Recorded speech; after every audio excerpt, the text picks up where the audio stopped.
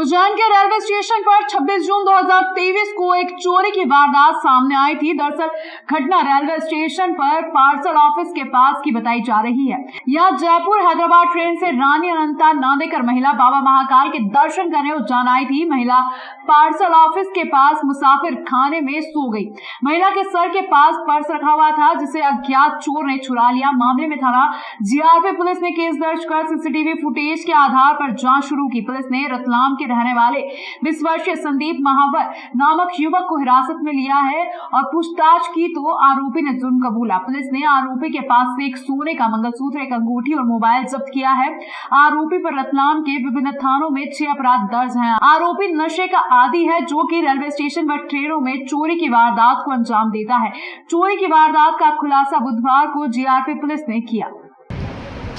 ये फरियादिया रानी अनंता नांदेकर ये अपने परिवार के साथ महाकाल दर्शन करने हेतु जयपुर हैदराबाद ट्रेन से रेलवे स्टेशन उज्जैन आए थे और रेलवे स्टेशन उज्जैन आके पार्सल ऑफिस मुसाफिर खाने में अपना पर्स, लेडीज पर्स सिरहाने रख के सो गए। सुबह 6:30 बजे इनकी नींद खुली तो देखा इनका पर्स नहीं था। फरियादिया थाने पे आई, इसका अपराध पंजीबद्ध किया। अपराध पंजीबद्ध करने के बाद सीसीटीवी फुटेज प्राप्त किए। कल दिनांक को आरोपी संदीप पिता लक्ष्मी नारायण महावर, उम्र 20 वर्ष, निवासी गांधी नगर राधा कृष्ण मंदिर के पास, थाना उद्योग क्षेत्र रतलाम, ये मिला तो इससे पूछताछ की। पूछताछ में इसने अपना जुर्म स्वीकार किया। लगातार हो रही बारिश से प्रथम बार शिप्रा आई उफान पर। शहर सहित पूरे प्रदेश में लगातार बारिश का दौर चल रहा है। इंद्रदेव भी पूरे प्रदेश पर अपनी कृपा बरसाए हुए हैं। शहर में भी पिछले 2 दिनों से लगातार रुक रुक कर बारिश हो रही है। आसपास के क्षेत्रों में हो रही बारिश से बुधवार को शिप्रा बारिश के सीजन में प्रथम बार उफान पर आई। शिप्रा का जलस्तर छोटी रपट के पुल से ऊपर लगभग 4 फीट से होकर गुजर रही है। शिप्रा के घाटों पर स्थित सभी छोटे बड़े देवस्थल डूब गए हैं। शिप्रा राम घाट सवारी स्टैंड पूरी तरह से डूब गया है। वहीं महाकाल सवारी पेड़ स्तर पर भी पानी आ गया। शिप्रा के सभी घाट जलमग्न हो गए हैं। मां शिप्रा ने अपने पूर्ण चलायमान स्वरूप में शहरवासियों को दर्शन दिए। यह नजारा देखते ही बनता था। चैनल से चर्चा में स्थानीय निवासी सुनील डागर ने बताया कि प्रथम बार में शिप्रा अपने स्वरूप में आई है। मंगलवार की रात्रि से ही धीरे धीरे शिप्रा का जलस्तर बढ़ने लगा, जो बुधवार सुबह छोटी रपट के ऊपर से बढ़ने लगा। बारिश वर्ष में प्रथम बार मां शिप्रा मैया उफान पर आई है। सभी दूर बारिश की वर्षा प्रथम बार मां शिप्रा अपने पुल को पार किया है और छोटे पुल के ऊपर से पानी पहली बार इस वर्ष में बहा है। मां शिप्रा जी में आज उफान पर भगवती और मेले वाली जो रपट है उस पर पानी हो गया है और शिप्रा राम घाट पर भी जल स्तर बढ़ गया है। उसी को देखते हुए प्रशासन अपनी तरफ से बचते थे। शिप्रा तैराक दल अपनी तरफ से सेवाएं दे रहा है। सुबह का समय है और पानी बढ़ते हुए फिर उतरते हुए हो रहा है। शिप्रा महारानी की जय। शिप्रा महारानी के आज की जो बाढ़ है और उसके लोग आनंद लेवे। जय शिप्रा महारानी की जय। शिप्रा तैराक दल, सचिव संतोष सोलंकी। उज्जैन की शिप्रा नदी में लगातार हो रही बारिश के कारण आसपास के क्षेत्र में जल भराव की स्थिति बन गई है, जिसपे आसपास के क्षेत्र के नालों का पानी नदी में लगातार मिल रहा है। वहीं शिप्रा नदी में आस्था की डुबकी लगाने आने वाले श्रद्धालुओं ने पूरे मामले को लेकर जिम्मेदार अधिकारियों से कार्यवाही को लेकर गुहार लगाई है। श्रद्धालुओं ने बताया कि बाकी व्यवस्था तो अच्छी है, लेकिन शिप्रा नदी में नाली का पानी लगातार मिल रहा है। इस पर प्रशासन को ध्यान देना चाहिए। चलो जी के नाले की व्यवस्था। अरे मेरे को टक्कर आ रहा है, मेरे को ऐसा लग रहा है। मेरे को भी आ रहा है। सब सुंदर है, सब अति सुंदर है। जो हो गया सब अच्छा होना है, जो होगा वो भी अच्छा होगा। आपको कैसा लगा उज्जैन आकर? मुझे बहुत अच्छा लगा। बस थोड़ा ये नाले वाले का दिक्कत प्रॉब्लम वगैरह आ रहा है, ये बात अच्छा नहीं लगा। बाकी सब अच्छा है।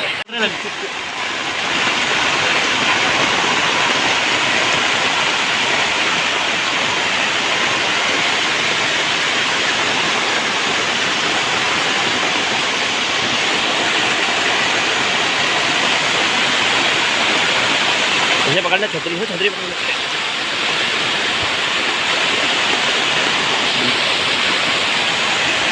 ये गंदा भी क्या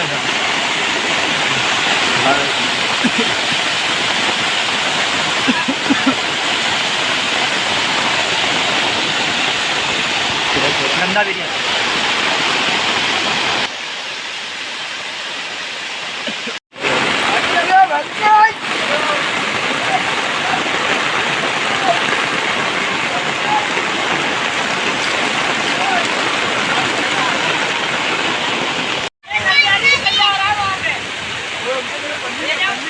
राम घाट में निकलेंगे और क्या थोड़ा आए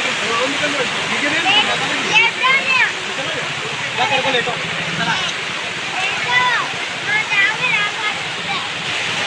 शहर में पिछले 24 घंटे के अंदर आई 2.5 इंच से भी अधिक हुई बारिश। बंगाल की खाड़ी का वेदर सिस्टम मध्य प्रदेश सहित उज्जैन में सक्रिय होने के कारण ही तेज बारिश होना बताया जा रहा है। बंगाल की खाड़ी का वेदर सिस्टम मध्य प्रदेश सहित उज्जैन में सक्रिय होना बताया जा रहा है। इसी कारण कल शहर में काफी अच्छी बारिश हुई है, जिसमें 2.5 इंच से भी अधिक बारिश नापी गई है। मौसम विभाग के जानकार दीपक गुप्ता ने जानकारी देते हुए बताया कि है। साथ ही उन्होंने बताया कि मानसून मध्य प्रदेश में सक्रिय है और आने वाले समय में काफी बारिश होने की संभावना बनी हुई है। स्थिति में जो बंगाल की खाड़ी का वेदर सिस्टम है वो हमारे यहाँ सक्रिय है और इसी के कारण कल हमारे शहर में काफ़ी अच्छी तेज़ बारिश हुई है। पिछले 24 घंटे में 68 मिलीमीटर लगभग 2.5 इंच से भी ज़्यादा बारिश हुई और अब तक की कुल वर्षा की यदि हम बात करें तो 1 जून से अभी तक 260 मिलीमीटर वर्षा लगभग 10.5 इंच बारिश हो चुकी है। अभी और आने वाले समय में कैसे क्या है? निश्चित रूप से अभी मानसून हमारे प्रदेश में सक्रिय है और जिसका असर उज्जैन में भी हमको यहाँ पर देखने को मिल रहा है और अभी बारिश की संभावना और बनी हुई है। उज्जैन शहर में हरियाली क्षेत्र में वृद्धि करने एवं वायु प्रदूषण में कमी लाने के उद्देश्य से नगर निगम द्वारा चामुंडा माता चौराहा स्थित में नगर वन पर्यावरण विभाग के सहयोग से बनाया जा रहा प्रस्तावित कार्यों का निगम अधिकारियों के साथ महापौर मुकेश चटवाल ने निरीक्षण किया। नगर वन पाथवे पर घूमने के लिए किसी भी प्रकार से कंक्रीट या सीमेंट का उपयोग नहीं किया जाकर लकड़ी के ब्लॉक लगाए गए हैं। इसी के साथ ही कार्य में तेजी लाते हुए समय सीमा में पूर्ण किए जाने हेतु निर्देशित किया गया। इस अवसर पर निर्माण एवं उद्यान विभाग प्रभारी शिवेंद्र तिवारी मौजूद हैं। पूरा रस निकल जाएगा तो प्रॉब्लम नहीं है, उपयोग हो जाएगा। और ये जो टुकड़ा था अपना वो सूखा है और ये खत्म हो इसी के साथ सामने हमारा पत्ता उद्यान हो जाएगा।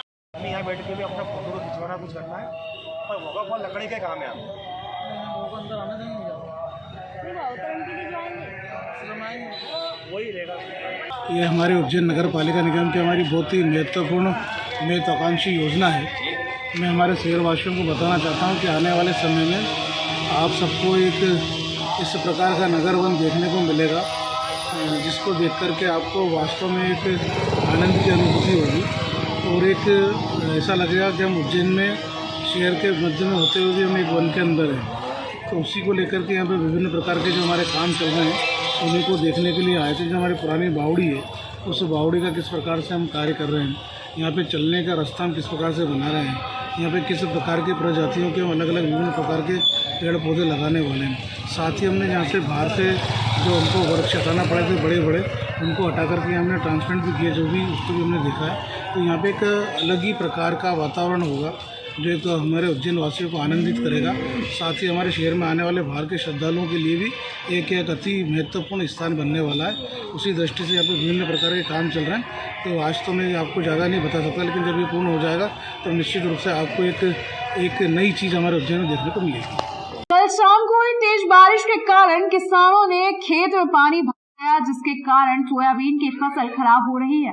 देवास से बड़गढ़ तक नेशनल हाईवे H9 का काम चल रहा है। ठेकेदारों की लापरवाही के कारण किसानों को खेतों में पानी भरा रहा है, जिसके कारण उनकी फसलें खराब हो रही है। दरअसल रोड के बीच में से पानी की निकासी नहीं दी गई, इस वजह से किसानों की फसलें खराब हो रही है। किसान मनोज सिंह ने बताया कि रोड के कारण मेरे खेत में सब पानी भरा गया है, जिसके कारण मेरी फसल खराब हो गई।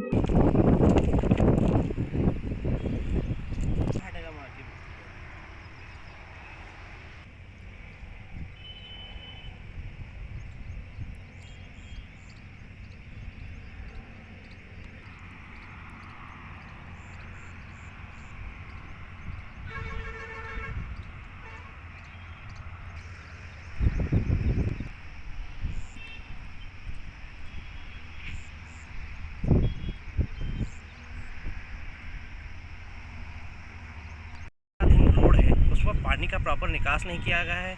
जो पानी का निकास किया गया है जहाँ पुराना नाले थे वहाँ पर नहीं और दूसरी जगह पे किया गया है, जिससे नए नाले बन रहे हैं और फसल का नुकसान हो रहा है। करीब कितने किसान हैं जिनकी फसल नष्ट हो गई है? तकरीबन 15 से 20 ऐसे किसान हैं जिनके खेत में नए नाले बन चुके हैं और फसल पूरी तरह से बर्बाद हो चुकी है। क्या चाहते हैं आप? मैं ये चाहता हूँ कि पानी की प्रॉपर निकासी हो, रोड के किनारे किनारे गाँव के नाले में जाके मिले, जिससे किसानों का नुकसान बच जाए और ये जो फसल का नुकसान हुआ उसको किसानों को मुआवजा मिले। कालिदास अकादमी में बैंक ऑफ इंडिया द्वारा लगाए गए ऋण वितरण शिविर में हितग्राहियों ने बड़ी संख्या में भाग लिया और बैंक द्वारा दी जाने सेवाओं का लाभ लिया।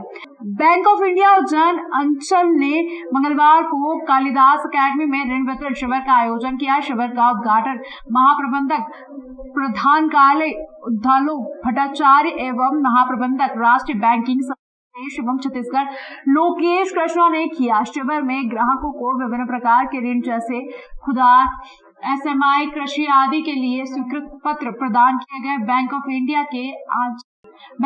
के आंचलिक प्रबंधक केबी लाल ने बैंक के विभिन्न ऋण उत्पादों की जानकारी दी। अंचल के उप आंचलिक प्रबंधक राजीव कुमार ने बताया कि समय समय पर ऋण की अदायगी के लिए भी ग्राहकों को जागरूक रहकर ऋण की किस्त जमा करनी चाहिए।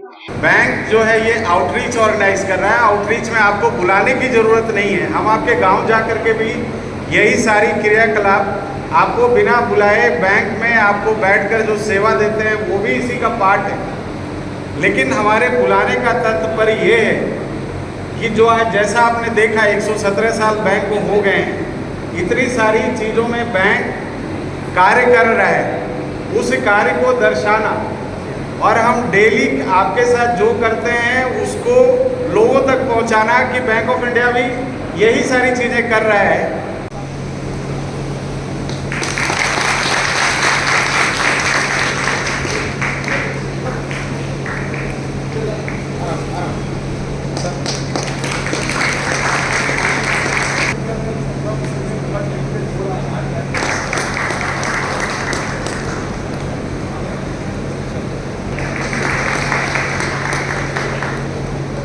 सर देंगे भैया, चले जाओ, फोटो दे देंगे आपको, तुमको इनका फोटो दे दूँगा सर।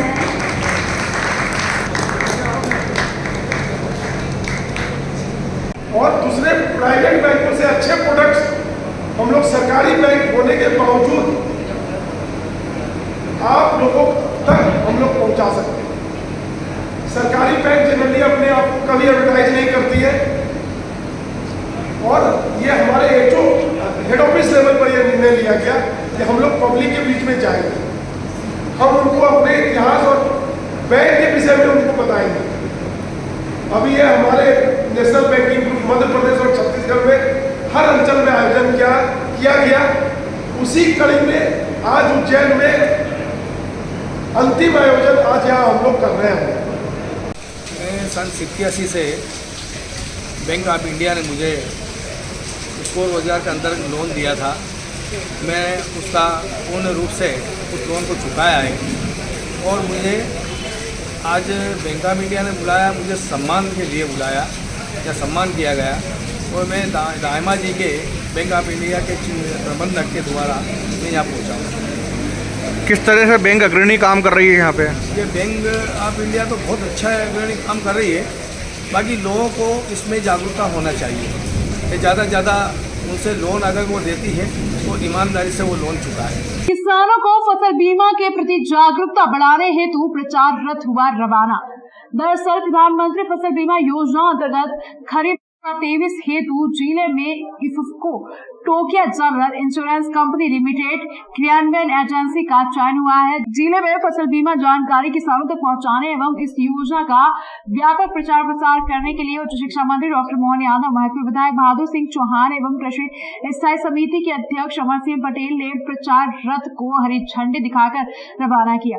यह प्रचार रथ जिले के सभी विकास खंडों में ग्रामों में जाकर किसानों को फसल बीमा योजना की जानकारी देगा, जिसमें बीमा कंपनी के स्थानीय प्रतिनिधि उपस्थित रहेंगे। साथ ही कृषि विभाग के मैदानी अधिकारी अपने अपने क्षेत्रों में अधिक से अधिक किसानों को फसल बीमा कराने हेतु प्रेरित करेंगे। इस अवसर पर आरपीएस नायक, उप संचालक कमलेश राठौर, सहायक संचालक सुबोध पाठक, भगवान सिंह, जिला प्रबंधक IFFCO Tokyo general insurance company, ग्रामीण कृषि विस्तार अधिकारी मनोहर गिरी, कृकेश शर्मा, अविनाश गुजराती, राजेश चौहान एवं बीमा कंपनी के प्रतिनिधि मुख्य रूप से उपस्थित थे। हरी झंडी दिखाते हुए उच्च शिक्षा मंत्री डॉक्टर मोहन यादव ने जिले के किसानों से निवेदन किया कि विपरीत परिस्थितियों एवं प्राकृतिक आपदाओं से बचने के लिए जिले के किसान भाई फसल बीमा अवश्य करवाएं। खरीफ मौसम में फसल बीमा कराने की अंतिम तिथि 31 जुलाई 2023 तक की है। उप संचालक कृषि निकाय ने किसान भाइयों से अनुरोध करते हुए कहा कि जिस बैंक में आपका किसान क्रेडिट कार्ड बना है, वहां जाकर फसल बुआई प्रमाण पत्र एवं पटवारी हल्के की जानकारी संबंधित बैंक को जाकर उद्धृत करवाएं। अऋणी व डिफाल्टर कृषक भाइयों से आग्रह है कि अंतिम तिथि तक का इंतजार न करें, अपनी फसल का बीमा अवश्य रूप से करवाएं ताकि किसी भी प्रकार की फसल नुकसानी होने पर उसकी भरपाई हो सके। मंत्री नरेंद्र सिंह जी तोमर, हमारे अपनी राज्य सरकार के मंत्री कमल पटेल जी और हमारे इस अवसर पर माननीय बहादुर सिंह जी और मैं, हमने सबने मिलकर किसान बीमा की योजनाओं को लेकर रथ की ये जो शुरुआत की है, किसान बीमा का आपने अभी लाभ देखा है। 3000 रुपये, 2500 रुपये बीघा भी मिला है। तो बीमा का बहुत महत्व इस जगह पर दिलाने के लिए कृषि विभाग ने ये आयोजन किया है। मेरी अपनी ओर से एक जो है हमारा रथ प्रत्येक गांव को कवर करेगा, है ना। उसके लिए हमने प्रत्येक गांव का रूट बना लिया है ना। प्रत्येक गांव में जाएगा और इन किसानों को संबंधित बैंक शाखा जहाँ पे उसका सेविंग अकाउंट है वहाँ पे, या बीमा एजेंट और जो भारत सरकार का PMFBY की साइट है उसके माध्यम से फसल बीमा करा सकते हैं। क्या फ़ायदे मिलते हैं किसानों को इससे? किसानों को ओलावृष्टि, जल भराव, इस प्रकार की अनेक प्राकृतिक आपदाओं के विषय में उनको 72 घंटे के अंदर बीमा कंपनी को सूचना देनी रहती है। और उनका व्यक्तिगत नुकसान हुआ है तो उसके बाद में उनका 7 दिवस के अंदर सर्वे होकर उनको सामूहिक लाभ दिया जाता है। इस बार जो है बीमा की जो कंपनी है इफको टोक्यो कंपनी उज्जैन जिले के लिए अधिकृत हुई है। तो यह भी मेरा इस अवसर पर समस्त किसान भाइयों से अनुरोध है कि जो फसल बीमा है, अपनी सोयाबीन फसल का बीमा, अपनी फसल की जोखिम दूर करने के लिए समस्त किसान भाई बीमा कराएं। बीमा की अंतिम तारीख 31 जुलाई है। 31 जुलाई तक आप अपना बीमा आवश्यक रूप से कराएं। और जो अग्रणी किसान भाई हैं वो अपने कियोस्क सेंटर पे, बीमा एजेंट या फिर आपका जिस बैंक में सेविंग अकाउंट है वहाँ पर जाकर आप फार्म भरें और प्रीमियम जमा करके आप भी आवश्यक रूप से बीमा कराएं ताकि आगे होने वाले जोखिमों से बचाया जा सके। माननीय प्रधानमंत्री जी और माननीय मुख्यमंत्री जी की ये जो योजना है, इसके तहत हमारे समस्त किसान भाई लाभान्वित हों, इसके लिए आज प्रचार रथ का भी जो है उसको भी रवाना किया है। गांव-गांव में घूमेगा किसान भाइयों को जागरूक करने के लिए, ताकि अधिक से अधिक किसान भाई बीमा की जानकारियां प्राप्त करें और बीमा। विश्व में भारत आज सर्वाधिक जनसंख्या वाला देश है और इसकी जनसंख्या में होता है, इसलिए लोगों में जागृति लाना आवश्यक है। इसलिए 11 जुलाई को विश्व जनसंख्या दिवस मनाया जाता है। कार्यालय मुख्य चिकित्सा स्वास्थ्य अधिकारी उज्जैन द्वारा इस अवसर पर आयोजित जन जागृति रैली का आयोजन किया गया। चरक हॉस्पिटल उज्जैन से निकली इस रैली को जिला स्वास्थ्य अधिकारी डॉक्टर KC परमार ने हरी झंडी दिखाकर रवाना किया। इस रैली में शामिल स्वास्थ्य कार्यकर्ता ने जनसंख्या नियंत्रण के स्लोगन लेकर लोगों में जनसंख्या वृद्धि पर रोक लगाने की अपील की है। कंप्लीट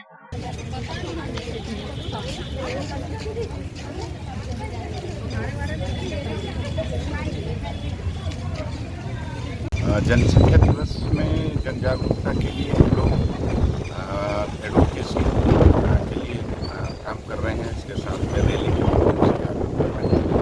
लोगों को परिवार का पसंद कैसे करते हैं दे रहे हैं जी। स्थायी साधन कौन से होते हैं, अस्थायी कौन से होते हैं, इसके बारे में।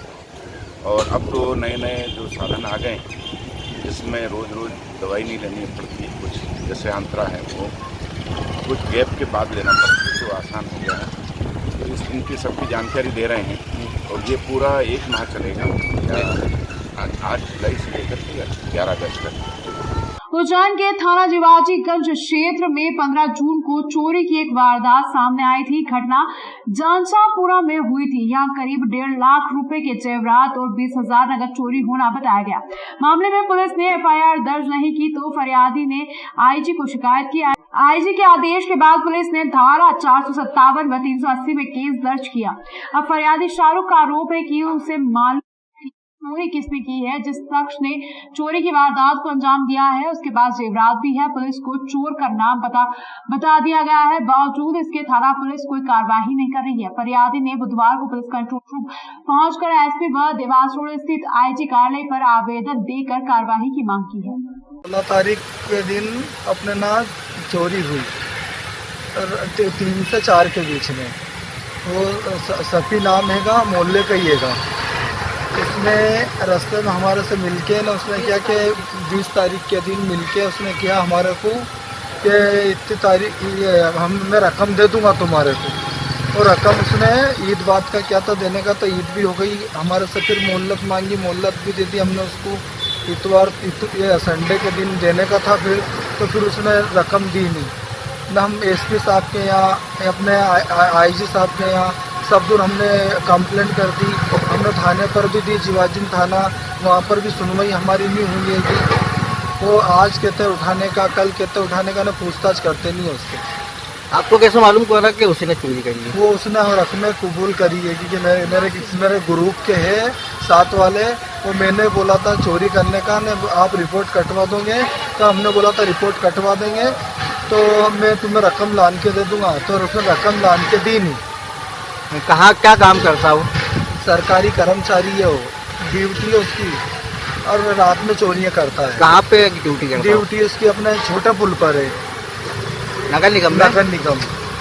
पुलिस वाले क्या कह रहे हैं आप जाते तो? पुलिस हम जाते हैं, पुलिस वाले कहते हैं कि घर पर मिल नहीं रहा है, ये नहीं मिल रहा है, ये सब हमारे को टाल देते हैं। ड्यूटी वगैरह पर रोज जा रहा हूँ। वो ड्यूटी पर वो जहाँ जाता है व्यक्ति तो क्या बाजार में उसके साथ वाले भी खुले घूमते। हम कहते भी है कि इसके साथ वालों का ये नाम ले रहा तो ये इसके साथ वालों को साहब उठाओ, तो वो वहाँ पर भी उठाने के लिए नहीं जाते हैं। इस अंक पर फिलहाल इतना ही। अगले अंक पर फिर मुलाकात होगी, तब तक के लिए नमस्कार।